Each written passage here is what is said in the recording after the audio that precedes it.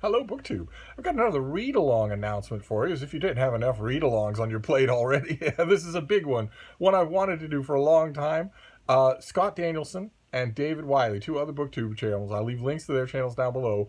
Those two and I are going to be doing in July a read-along, a read-through, a buddy read of the Silmarillion by J.R.R. Tolkien, which is the sort of the legendarium behind the Lord of the Rings and the Hobbit that was written in chunks by J.R.R. Tolkien and then assembled into a book by Christopher Tolkien. This came out a long time ago and is a strange and sometimes daunting read. So the three of us are hoping that we will get through it all. First of all, I've read it many, many times. I can't wait to read it again with other people.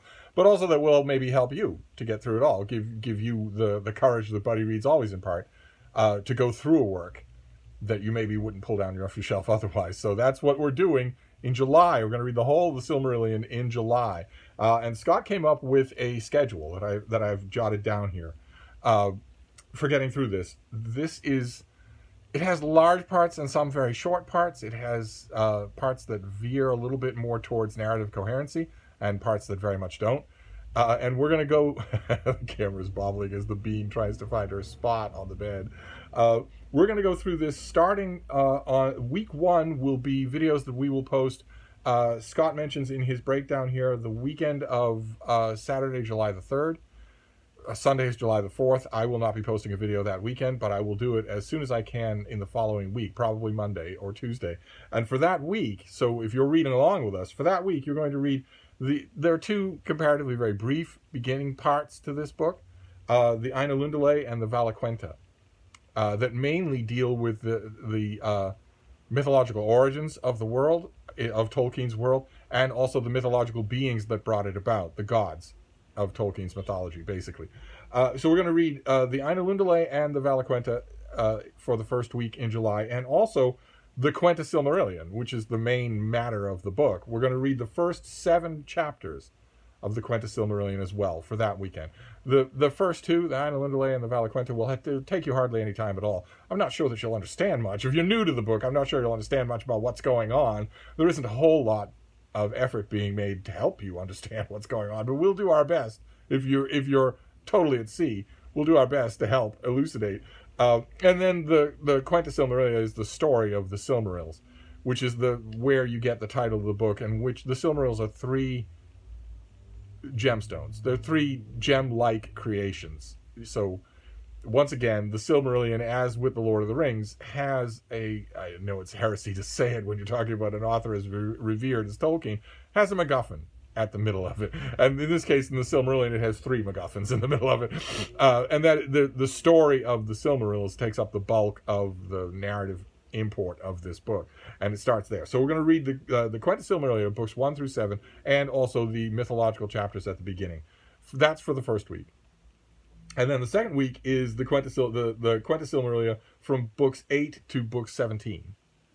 I'm thinking that Scott probably just divvied these up according to just splitting the book in 4 parts. I'm not sure that there's any thematic use here. Maybe there is. We'll see. Then the third week we read the Quenta Silmarillion books 19 to 21, and then for week 4, this is the end of July the 24th, we read the Quenta Silmarillion books 22 to 24, and the Akalabeth, which is a much shorter part, and also of the Rings of Power and the Third Age, which is another relatively short thing. And the Akalabeth and of the Rings of Power and the Third Age are kind of separate from the rest of the book, in the same way that the Ainulindale and the Valaquenta is kind of separate from the rest of the book. These are the gleanings of Tolkien's mythological notebooks. And Tolkien was the type of writer, you might be this type of writer yourself, who thought best, took notes best in narrative form. So huge chunks of this thing are narratives as he wrote them, rather than, gussied up notes from an outline of some kind. So there's quite a bit in here, despite the bad rap that it gets from plenty of quarters, including fans of Tolkien. There's quite a bit in here that makes gripping reading. So we're going to do our best. So the main thing you have to worry about for the first week of July is that beginning of the book. So the Quenta Silmarillion all the way to book 7, plus the 2 little bits before it about the music of Eru Iluvatar and about the gods, the Valar, who interact with Middle-earth so much in the early parts of the book. So you just want to read that part for the first week in July, for the 4th of July weekend, and then Scott and David and I will post videos talking about these things, and I'm hoping, my usual hope, I'm hoping that that at the end of the month, we can all get together for a video conference about this book. I think that would be fantastic.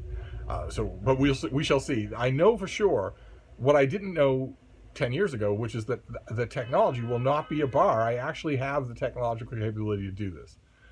I know that I do. So I'm assuming they do as well, because it doesn't take much to have more technological capability than I do. But anyway, that's what we're going to do. For July, a read-along of the Silmarillion. Won't that be fun? So feel free to join in. And I'm going to wrap this announcement video up for now, but I'll be back. Thank you, BookTube.